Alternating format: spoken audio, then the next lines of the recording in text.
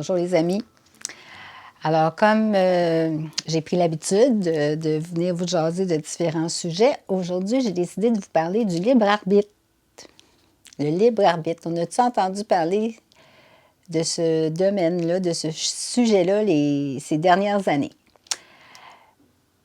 Je vais vous préciser des petits points parce que mon approche, c'est une spiritualité un peu plus élaborée que qu'est-ce que la majorité en conçoivent. Fait que le libre arbitre, hein, ça dit on est libre. On est libre de son propre choix. On est l'arbitre de ses décisions, de ses choix. Ça, c'est sûr. L'affaire, c'est que il faut qu'à la base de ces choix-là, il y ait un fondement. Parce que de faire des choix sur rien ou sur des peut-être ou c'est pas grave ou ça m'importe pas ou je veux pas assumer ou je suis pas responsable, bien, oui, tu es libre de faire ton choix, mais tu vas vivre les conséquences de ces choix-là.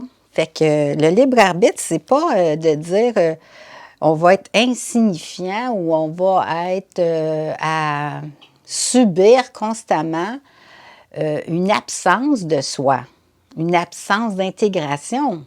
Fait qu'à quelque part, ça veut aussi dire que ces choix-là, il faut au minimum qu'ils soient intelligemment investis. On ne fait pas une quête de 3 ans avant de faire un choix. On y va avec notre étape.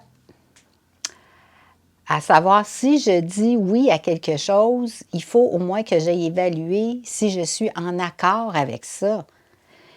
Si je veux juste projeter de l'indifférence à quelqu'un,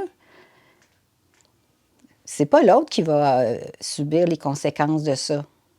C'est la personne qui a décidé par son libre arbitre, d'être dans l'indifférence, qu'elle va vivre les conséquences de ça.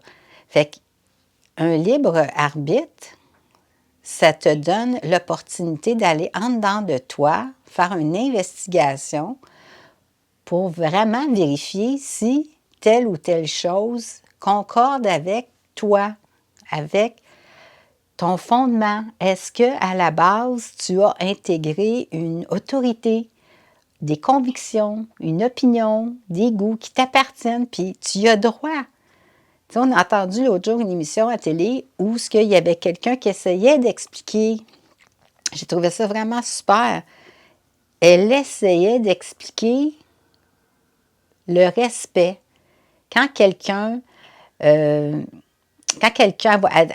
rapportait que si, exemple, elle observait quelqu'un qui n'avait pas de respect envers un autre, dans son livre à elle, selon son libre arbitre, elle avait compris de ses convictions que cette personne-là n'aurait pas plus de respect envers elle comme envers quiconque. Et imaginez, l'autre personne, elle n'écoutait pas.